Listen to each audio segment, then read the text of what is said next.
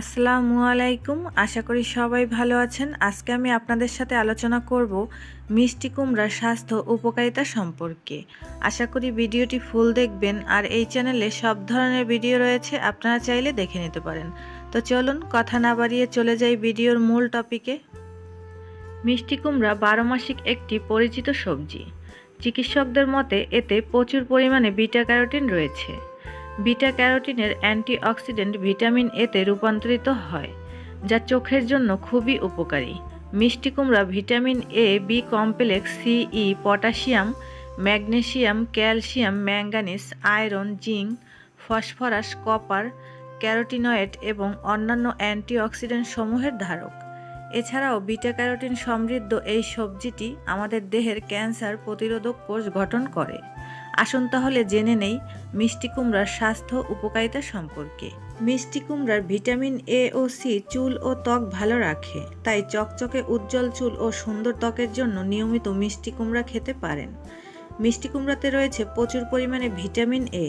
Beta carotene সমৃদ্ধ এই সবজিটি তাই চোখের জন্য খুবই ভালো।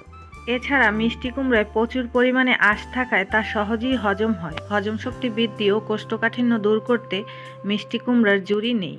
এছাড়া মিষ্টি কুমড়াতে ক্যালোরির পরিমাণ খুবই কম। তাছাড়া এতে রয়েছে প্রচুর পরিমাণে ম্যাগনেসিয়াম ও পটাশিয়াম, যা হাইপারটেনশন এবং হৃদরোগ দূরে রাখে।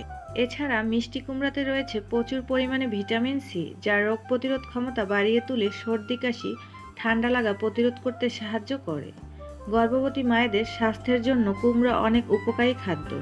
এতে বিদ্যমান আয়রন বাচ্চাকে অক্সিজেন দিতে সাহায্য করে ও মায়ের রক্তশূন্যতা রোধ করে। এছাড়া মিষ্টি কুমড়াতে অধিক পরিমাণে বিটা ক্যারোটিন, বিভিন্ন দূষণ, স্ট্রেস ও খাবারে যেসব কেমিক্যাল ও ক্ষতিকর উপাদান থাকে সেগুলোর কারণে ফ্রি রেডিক্যাল ড্যামেজ হতে শুরু করে। মিষ্টি কুমড়া ফ্রি রেডিক্যাল ড্যামেজ প্রতিরোধ করতে পারে। মিষ্টি কুমড়ায় বিভিন্ন উপাদান প্রস্রাবের সমস্যা কমায় ও কিডনিতে পাথর হতে বাধা প্রদান করে। এছাড়াও মিষ্টি কুমড়ার রয়েছে একাধিক উপকার। তো ভিডিওটি এতটুকুই। আশা করি আমার ভিডিওটি দেখে একটু হলেও উপকৃত হবেন। ভিডিওটি ভালো লাগলে একটি লাইক দিবেন, চ্যানেলটি সাবস্ক্রাইব করবেন। আজকের মতো এখানেই শেষ করছি। সবাই ভালো থাকবেন। আল্লাহ হাফেজ।